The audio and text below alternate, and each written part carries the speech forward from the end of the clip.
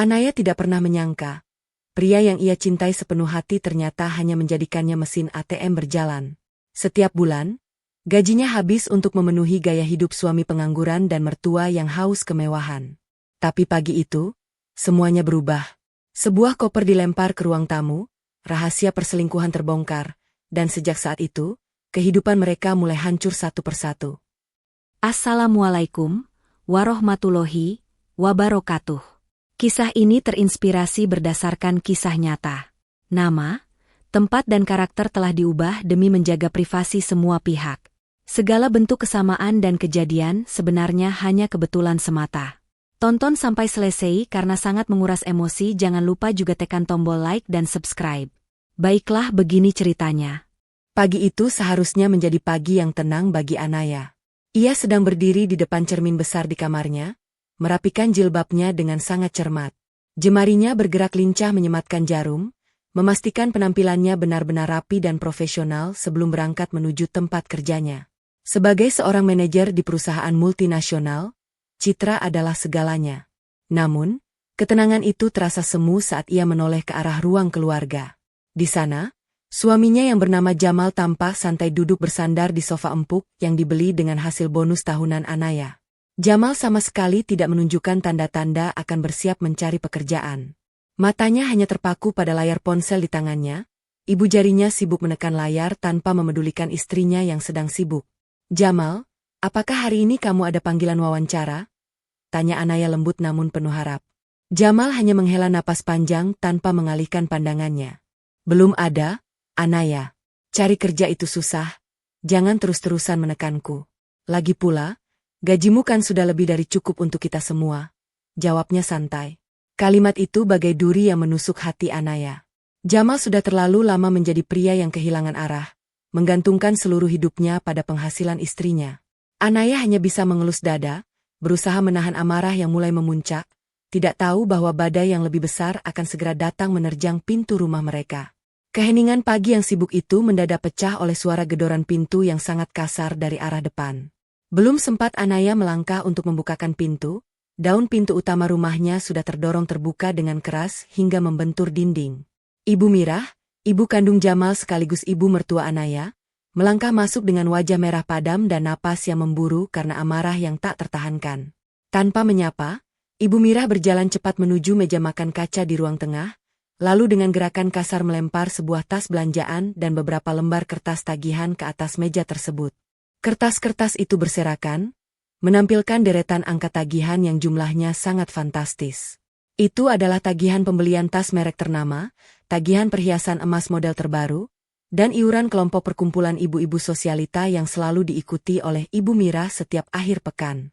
Anaya menatap tumpukan kertas itu dengan tenang, mencoba menahan gejolak di dadanya meskipun tangannya mulai gemetar. Ia sudah terlalu sering menghadapi situasi seperti ini, namun kali ini sorot mata ibu mertuanya terlihat jauh lebih beringas. "Apalagi ini, Ibu? Bukankah jatah bulanan sudah kuberikan minggu lalu?" tanya Anaya dengan suara yang diusahakan tetap stabil. Ibu Mirah berkacak pinggang, menatap Anaya dari atas sampai bawah dengan tatapan merendahkan, seolah Anaya hanyalah seorang pelayan di rumahnya sendiri. "Kamu lihat tagihan itu, Anaya? Uang bulanan yang kamu berikan minggu lalu sudah habis tidak bersisa. Teman-temanku di perkumpulan semuanya memakai tas keluaran terbaru dan perhiasan mahal.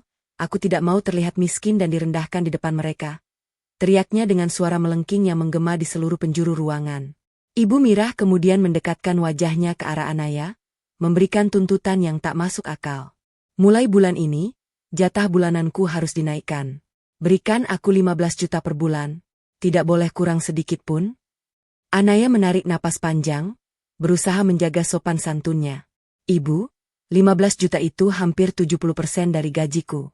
Kita masih harus membayar biaya perawatan rumah, listrik, air, dan kebutuhan makan. Belum lagi Jamal juga belum bekerja. Dari mana aku bisa mengeluarkan uang sebanyak itu hanya untuk gaya hidup ibu?" Mendengar jawaban itu, Ibu Mirah justru memukul meja dengan keras. "Tutup mulutmu. Kamu itu hanya menantu. Tugas utamamu adalah berbakti kepada keluarga suamimu. Jika bukan karena anakku yang mau menikahi perempuan keras kepala sepertimu, kamu hanya akan menjadi perawan tua yang gila kerja seumur hidupmu." Anaya perlahan menoleh ke arah Jamal yang sedari tadi hanya dia menonton pertengkaran tersebut. Ia berharap suaminya itu akan berdiri menengahi atau setidaknya memberikan sedikit pengertian kepada ibunya tentang kondisi keuangan mereka yang sebenarnya. Namun, harapan Anaya hancur seketika saat Jamal akhirnya angkat bicara. Jamal hanya mengalihkan pandangan dari ponselnya sejenak, menghela napas panjang dengan raut wajah yang tampak sangat terganggu. Turuti saja apa kata ibu, Anaya. Jangan jadi istri pembangkang. Ibu itu orang tua kita satu-satunya. Wajar kalau dia ingin menikmati masa tuanya dengan tenang tanpa harus memikirkan uang. Kamu kan gajinya besar, masa untuk ibuku saja kamu perhitungan sekali? Ucap Jamal dengan nada santai tanpa sedikit pun rasa bersalah. Ia bahkan berani menatap Anaya dengan pandangan penuh teguran. Jangan membuat masalah dan keributan di pagi hari, aku sedang pusing mengurus hal lain.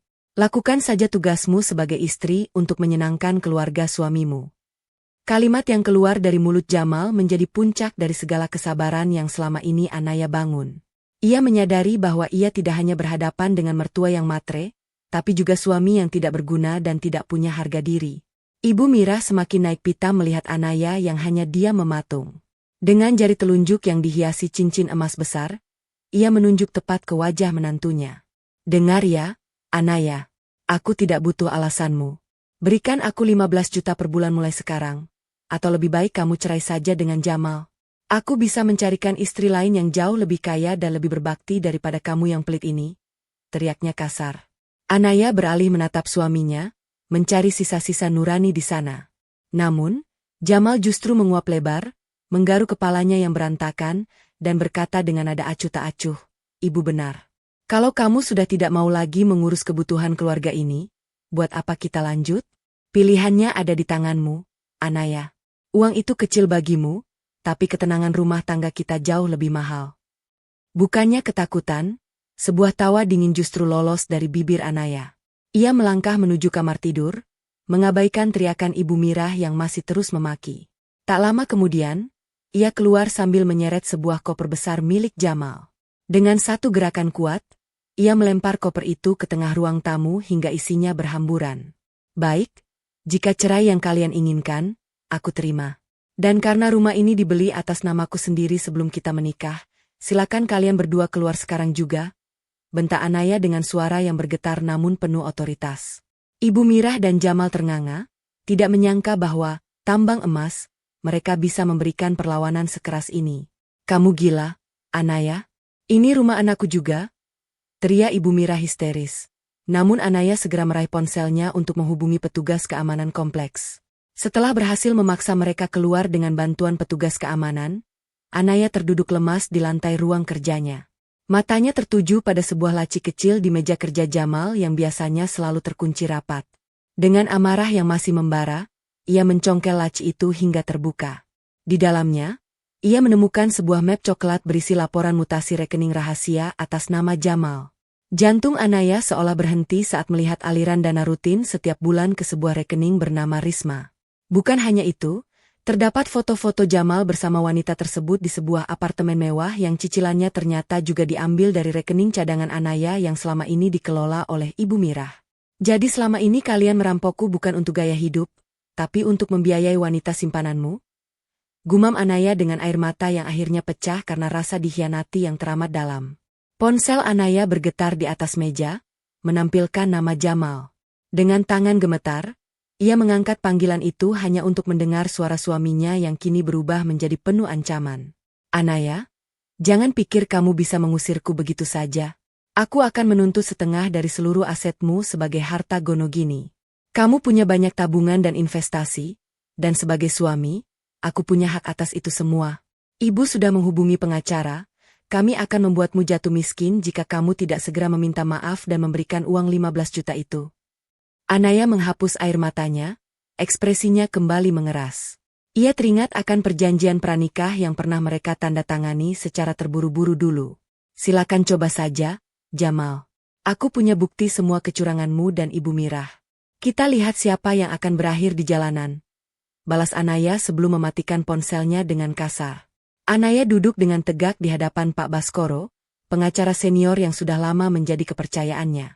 Di atas meja kerja yang terbuat dari kayu mahoni mengkilap, Ia membentangkan map coklat berisi bukti transfer ke rekening Risma dan perjanjian pranikah mereka yang selama ini tersimpan rapat. Saya ingin proses ini secepat mungkin, Pak. Tidak ada mediasi, tidak ada kompromi. Dia sudah menguras harta saya untuk wanita lain, ucapnya dengan suara sedingin es. Pak Baskoro mengangguk pelan sembari meneliti dokumen tersebut, menyadari betapa kuatnya posisi hukum kliennya. Anaya tidak lagi mencari keadilan dalam bentuk permintaan maaf, ia menginginkan pembalasan yang sah secara hukum. Di sebuah kamar kontrakan yang pengap dan hanya beralaskan tikar tipis, Jamal terus menekan layar ponselnya dengan panik. Ibu, kartu kreditnya tidak bisa dipakai. Rekeningku juga diblokir. Teriaknya frustrasi. Ibu Mirah, yang masih mengenakan perhiasan emas mencolok namun terlihat kontras dengan dinding kamar yang berjamur, memukul lantai dengan marah. Perempuan tidak tahu diri itu benar-benar berani. Dia pikir dia bisa membuat kita melarat? Jamal, kamu harus ke kantornya besok. Malukan dia di depan semua orang sampai dia memohon-mohon kita kembali. Jamal hanya bisa terduduk lemas, menyadari bahwa tanpa uang Anaya, dia bahkan tidak mampu membeli pulsa internet. Suasana lobi kantor pusat yang biasanya tenang mendadak gempar saat Ibu Mirah berteriak-teriak memanggil nama Anaya. Keluar kamu, menantu durhaka. Kamu menelantarkan suamimu sendiri. Teriaknya sambil menunjuk-nunjuk staf resepsionis yang ketakutan. Anaya melangkah keluar dari lift dengan langkah mantap, sama sekali tidak terlihat goyah oleh drama murahan itu. Ia hanya memberikan kode singkat kepada dua petugas keamanan bertubuh tegap. Bawa wanita ini keluar, dan pastikan namanya masuk dalam daftar hitam gedung ini. Jika dia menolak, hubungi polisi atas tuduhan perbuatan tidak menyenangkan.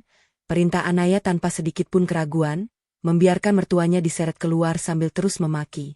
Suasana ruang mediasi terasa sangat dingin saat Anaya duduk dengan punggung tegak, mengabaikan tatapan memelas dari pria yang masih berstatus suaminya itu.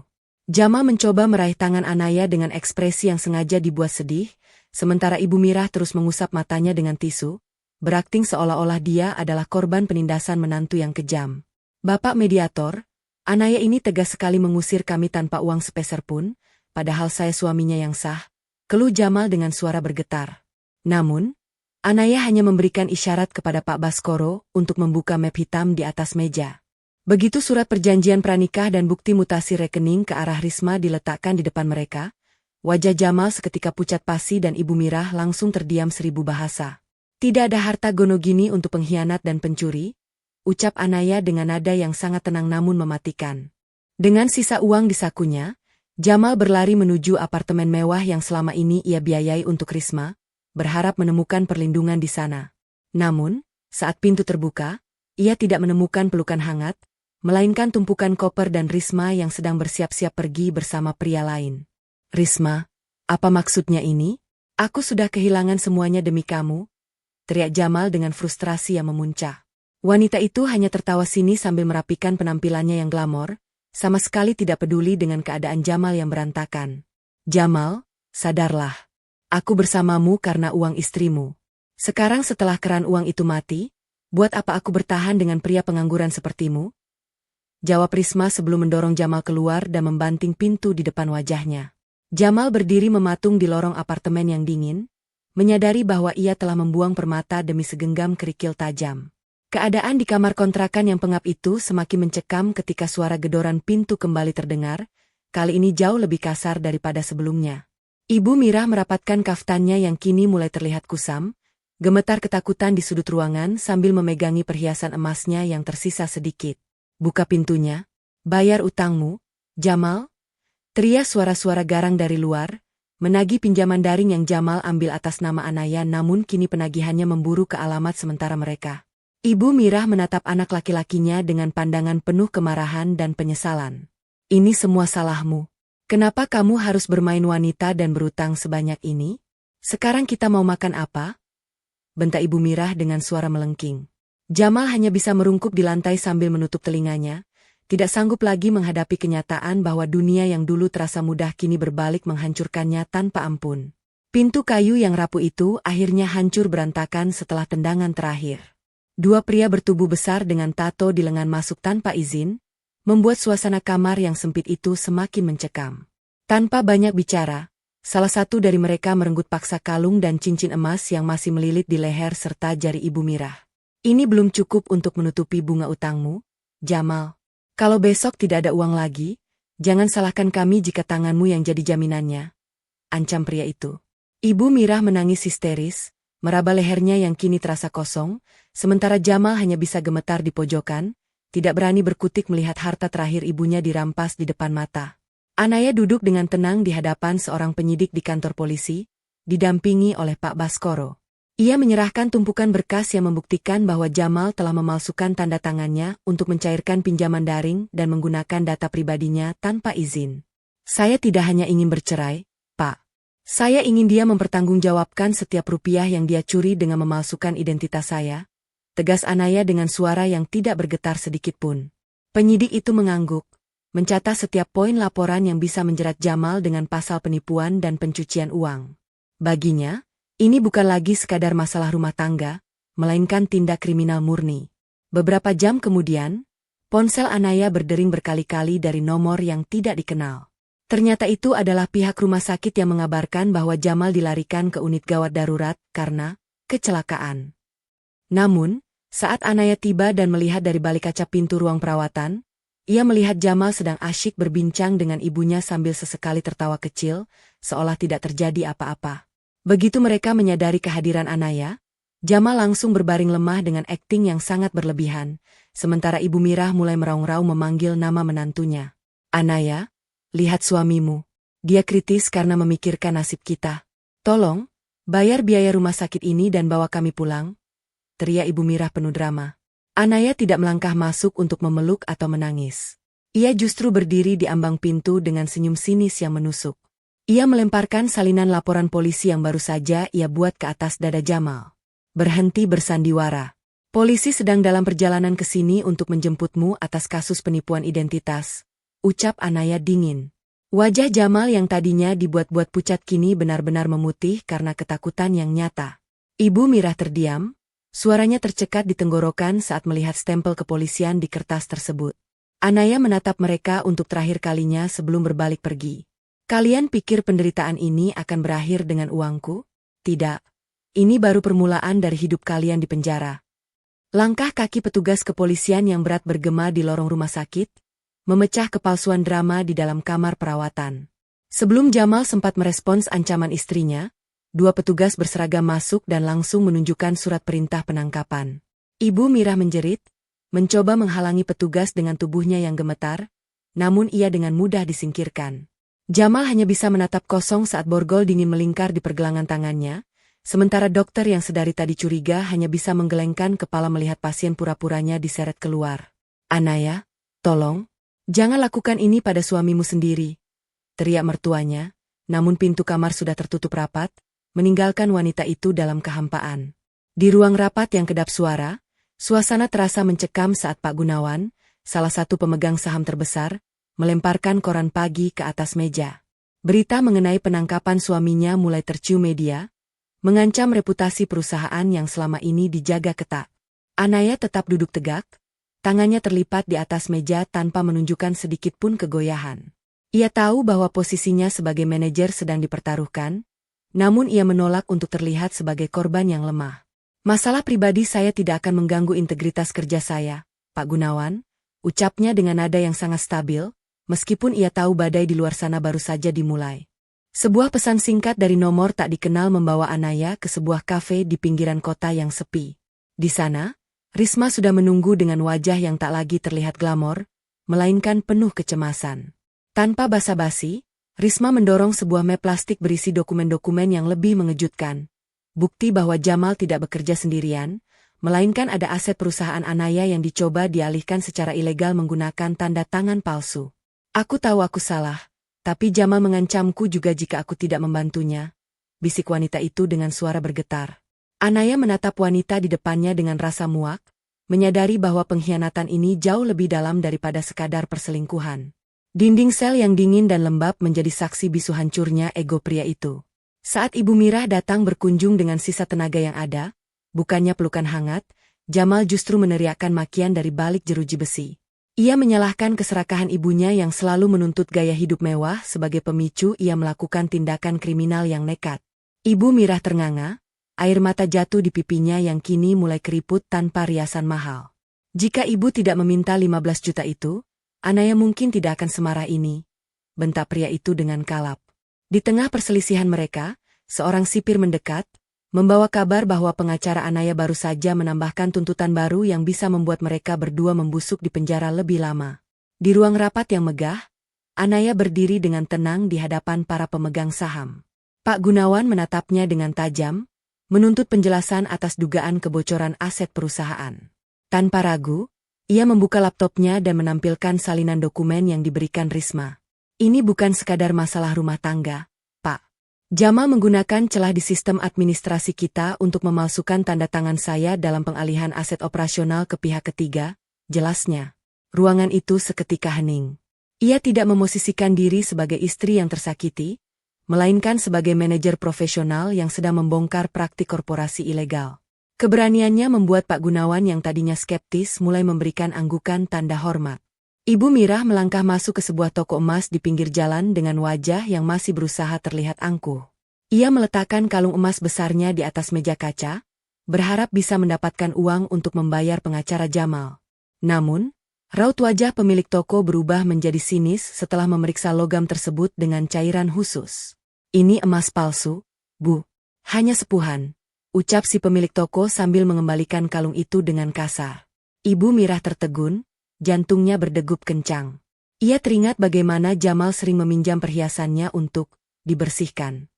Ternyata, anak kandungnya sendiri telah menukar perhiasan aslinya dengan imitasi demi membiayai apartemen mewah untuk Risma. Lantai ruang sidang terasa sangat dingin bagi Jamal yang duduk di kursi terdakwa. Ia melirik ke arah bangku pengunjung dan melihat Anaya duduk di barisan depan bersama tim hukumnya. Tidak ada binar cinta atau amarah di mata wanita itu, hanya kekosongan yang sangat menyiksa. Saat jaksa membacakan kesaksian tertulis dari Risma yang memberatkannya, ia berteriak histeris, menuduh Risma sebagai otak dari semua ini. Dia yang memintaku melakukannya. Dia yang menginginkan uang itu, teriaknya kalap. Hakim mengetuk palu berkali-kali, meminta ketenangan, sementara ia menyadari bahwa kini ia benar-benar sendirian tanpa ada satupun orang yang bersedia membelanya, bahkan wanita yang ia puja sekalipun. Setelah sidang usai, Anaya berpapasan dengan Risma di koridor pengadilan. Risma mencoba mendekat, memasang wajah memelas dan menawarkan bantuan lebih lanjut dengan imbalan uang perlindungan. Namun, Anaya hanya berhenti sejenak, menatap Risma dari balik kacamata hitamnya dengan tatapan merendahkan. Jangan berpikir kamu adalah pahlawan karena memberikan bukti itu, Risma. Polisi sudah mulai menyelidiki keterlibatanmu dalam pencucian uang yang dilakukan Jamal. Jika aku jadi kamu, aku akan menggunakan waktu yang tersisa untuk mencari pengacara yang sangat bagus, bukan mencari uang dariku, bisiknya dingin. Ia meninggalkan Risma yang berdiri mematung ketakutan, menyadari bahwa ia telah meremehkan kecerdasan wanita yang ia hianati. Risma tidak sempat melarikan diri jauh. Di sebuah penginapan kelas melati yang tersembunyi, pintu kamarnya didobrak oleh pihak berwajib.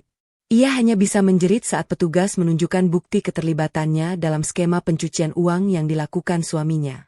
Ternyata, Jamal bukan hanya memanjakannya, tetapi juga menjadikan namanya sebagai tameng untuk berbagai pinjaman ilegal yang kini membengkak. Risma menyadari bahwa cinta yang selama ini ia banggakan hanyalah jebakan maut yang dirancang oleh pria yang sama-sama licik dengannya. Di kantornya, Anaya memantau berita penangkapan itu melalui tablet dengan wajah yang tenang, seolah setiap kepingan puzzle kehancuran mereka sudah ia prediksi dengan sempurna. Suasana ruang kunjungan penjara yang pengap itu dipenuhi suara teriakan tertahan. Ibu Mirah duduk di balik kaca pembatas, menatap putranya yang kini terlihat sangat kusam dengan baju tahanan berwarna oranye. Bukannya saling menguatkan, mereka justru saling melempar kesalahan. Kalau saja ibu tidak serakah meminta 15 juta itu, Anaya tidak akan menyelidiki semuanya. Bentak Jamal dengan mata yang merah karena amarah. Ibu Mirah memukul kaca dengan tangan yang gemetar, perhiasannya sudah hilang semua. Kamu yang tidak berguna, kamu yang memilih selingkuh dan berutang. Sekarang lihat ibu harus mengemis hanya untuk ongkos kemari, tangisnya histeris.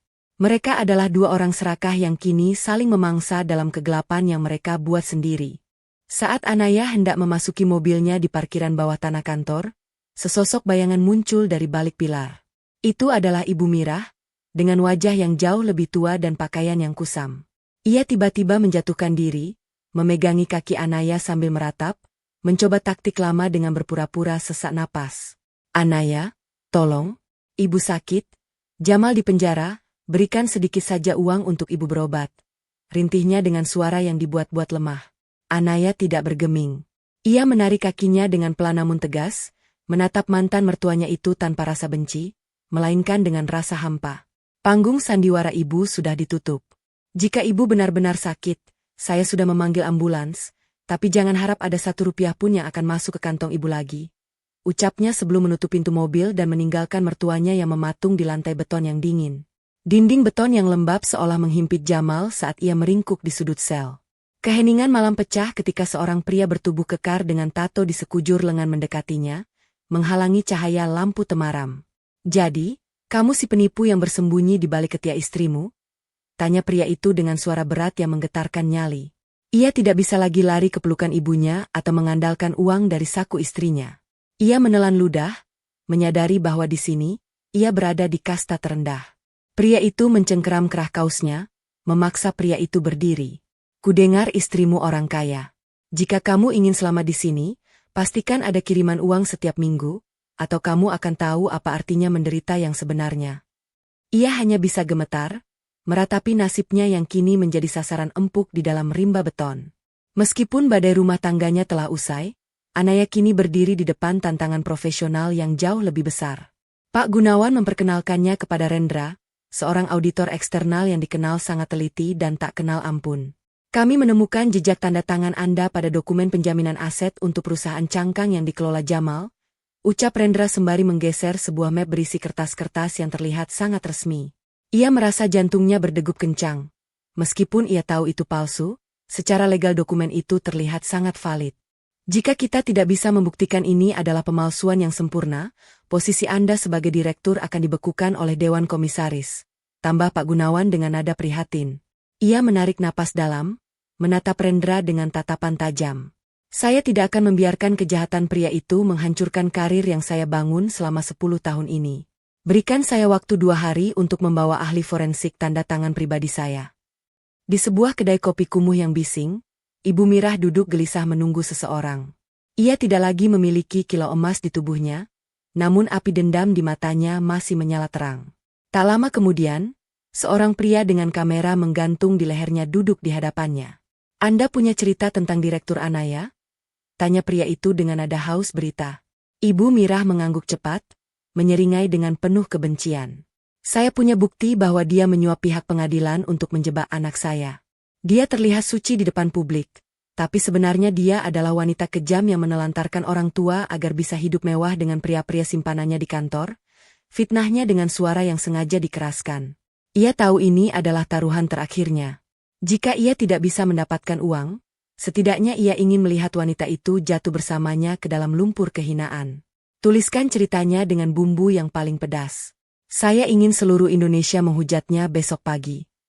Lampu ruang rapat dipadamkan, menyisakan cahaya terang dari proyektor yang menampilkan perbandingan mikroskopis antara tanda tangan asli dan hasil pemalsuan. Ia berdiri dengan tenang, menunjuk pada lekukan tinta yang tidak wajar pada dokumen penjaminan tersebut. Pak Gunawan dan Rendra menyimak dengan seksama saat ahli forensik yang dibawanya menjelaskan bahwa tekanan pena pada dokumen itu sangat identik dengan gaya menulis Jamal, bukan miliknya. "Ini adalah bukti bahwa ada upaya sistematis untuk menjatuhkan saya sekaligus merampok aset perusahaan," tegasnya. Meskipun beberapa komisaris masih berbisik ragu, ia tahu bahwa fakta sains jauh lebih kuat daripada sekadar tuduhan tanpa dasar. Ia tidak akan membiarkan karirnya hancur hanya karena bayang-bayang masa lalunya yang busuk. Di dalam ruangan yang remang-remang, Ibu Mirah tertawa puas melihat video wawancara singkatnya mulai viral di berbagai platform media sosial. Judul berita utamanya sangat provokatif, menggambarkan dirinya sebagai ibu mertua yang teraniaya dan ditinggalkan di jalanan oleh menantu yang gila harta. Ia merasa di atas angin, membayangkan reputasi wanita yang telah mengusirnya itu hancur dalam semalam. Jurnalis di depannya terus memantau jumlah komentar yang terus bertambah, sebagian besar berisi hujatan dari netizen yang termakan narasi palsu mereka. "Biarkan dia merasakan bagaimana rasanya dipermalukan sejagat raya," desisnya dengan penuh kebencian, tidak menyadari bahwa jejak digital ini justru akan menjadi jerat hukum baru yang lebih berat baginya. Kilatan lampu kamera dan berondongan pertanyaan dari para pencari berita menyambutnya saat ia keluar dari lift menuju lobi utama. Mereka menuntut klarifikasi atas tuduhan Ibu Mirah yang baru saja meledak di internet. Alih-alih melarikan diri atau menutupi wajahnya, ia justru berhenti tepat di depan kerumunan jurnalis tersebut. Ia menarik napas dalam, menjaga martabatnya agar tetap terlihat anggun di tengah badai fitnah. Semua tuduhan itu adalah kebohongan yang dirancang oleh pihak yang saat ini sedang menghadapi proses hukum atas kasus penipuan. Tim hukum saya sedang menyiapkan tuntutan pidana bagi siapa saja yang menyebarkan berita tanpa verifikasi, ucapnya dengan nada yang sangat berwibawa. Ketegasannya membuat beberapa wartawan terdiam, menyadari bahwa wanita di depan mereka bukan lawan yang mudah untuk dijatuhkan dengan drama murahan. Ia duduk di balik meja kerjanya yang luas saat Pak Baskoro menyerahkan draft gugatan pencemaran nama baik dan pelanggaran UU ITE. Kali ini, sasarannya bukan hanya mantan suaminya yang sudah dipenjara, tetapi juga mantan ibu mertuanya dan portal berita yang menyebarkan fitnah tersebut. Ia membolak-balik halaman dokumen itu, merasakan kekuatan hukum yang kini berada di pihaknya. Kita tidak hanya akan membuktikan dia berbohong, tapi kita akan memastikan mereka membayar setiap tetes kerugian reputasi yang saya alami, ujar Pak Baskoro dengan nada yakin. Ia mengangguk, lalu membubuhkan tanda tangannya di atas materai dengan mantap. Ia menyadari bahwa memaafkan adalah urusan hati, tetapi penegakan hukum adalah cara terbaik untuk memberi pelajaran bagi mereka yang tidak punya harga diri. Lihat ini, Jamal, ucap Pak Baskoro sembari menempelkan selembar transkrip kesaksian ke kaca pembatas yang buram. Jamal menatap kertas itu dengan mata yang cekung dan berbayang hitam. Risma, wanita yang ia puja dan ia bela sampai harus mengkhianati istrinya sendiri, kini memberikan kesaksian resmi bahwa Jamal adalah dalang utama yang memaksanya melakukan pencucian uang. Dia bahkan menyerahkan bukti rekaman suaramu saat merencanakan pemalsuan tanda tangan Anaya. Kamu benar-benar sendirian sekarang, tidak ada lagi yang bisa kamu jadikan tameng, tambah Pak Baskoro dingin. Jamal hanya bisa menyandarkan kepalanya ke tembok sel yang dingin di belakangnya, merasa dunianya benar-benar runtuh hingga ke dasar yang paling gelap tanpa sisa harapan sedikit pun. Ini tidak mungkin. Kenapa semua orang malah menghujatku? Teriak Ibu Mirah histeris di dalam kamar kontrakannya yang sempit dan berbau apek. Video yang ia unggah dengan penuh kebencian justru memancing netizen untuk menggali masa lalunya. Dan kini bukti-bukti ia sering berutang di pasar serta menipu pedagang kecil mulai bermunculan di kolom komentar. Tiba-tiba, suara pintu yang didobrak paksa membuat jantungnya seolah berhenti berdetak. Dua petugas kepolisian masuk dengan wajah dingin dan langsung menunjukkan surat perintah penangkapan. Ibu Mirah, Anda ditangkap atas tuduhan penyebaran berita bohong dan pencemaran nama baik melalui media elektronik. Ibu Mirah mencoba meraih sisa perhiasannya yang kusam sebagai upaya perlindungan terakhir, namun tangannya segera diborgol sebelum ia sempat melakukan sandiwara sesak napas andalannya. Anaya berdiri tegak di depan jendela besar kantornya, memandang kemacetan kota dengan pikiran yang tajam dan tak terganggu. Ia kemudian memanggil Hendra, staf kepercayaannya di Departemen Keuangan, untuk masuk ke ruangannya yang kedap suara. Hendra, aku baru saja menerima laporan forensik digital dari Rendra. Ada akses ilegal ke sistem administrasi menggunakan akun pribadimu pada malam saat dokumen penjaminan aset itu dipalsukan, ucapnya dengan suara tenang namun penuh tekanan yang mematikan. Hendra tampak gemetar hebat, wajahnya pucat pasi di bawah sorot lampu kantor yang terang benderang. Aku tidak punya pilihan, Bu. Jamal mengancam akan menyebarkan rahasia keluargaku jika aku tidak membantunya mengakses sistem, bisik Hendra sambil menunduk dalam. Anaya menghela napas panjang, ia menyadari bahwa duri dalam daging ini harus dicabut dengan tegas jika ia ingin menyelamatkan reputasi perusahaannya sepenuhnya. Hendra tertunduk lesu saat petugas keamanan membawanya keluar setelah memberikan pengakuan tertulis di hadapan Dewan Direksi. Dengan bukti tersebut, nama Anaya bersih sepenuhnya dari tuduhan manipulasi aset. Pak Gunawan berdiri dan menjabat tangan Anaya dengan penuh rasa hormat di tengah tepuk tangan para pemegang saham. Jabatan Direktur Utama kini resmi berada di tangannya, sebuah puncak karir yang ia bangun dengan integritas tanpa cacat. Ia tidak hanya menyelamatkan dirinya, tetapi juga menyelamatkan masa depan perusahaan dari kehancuran yang direncanakan oleh mantan suaminya. Suara ketukan palu hakim bergema 3 kali, menandakan akhir dari drama panjang ini. Jamal divonis hukuman penjara 10 tahun atas kasus penipuan dan pencucian uang, sementara Ibu Mirah dijatuhi hukuman 2 tahun karena fitnah dan pencemaran nama baik.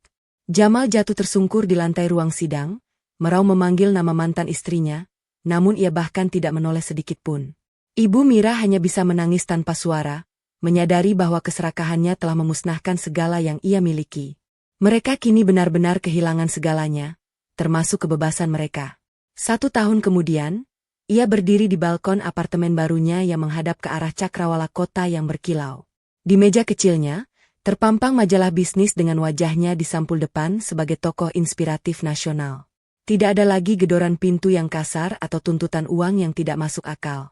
Ia menarik napas dalam, merasakan udara kebebasan yang begitu murni. Ia telah membuktikan bahwa wanita yang mandiri dan berintegritas tidak akan pernah bisa dihancurkan oleh keserakahan orang lain. Senyumnya kini penuh dengan kedamaian sejati, menandai babak baru kehidupannya yang gemilang tanpa bayang-bayang masa lalu.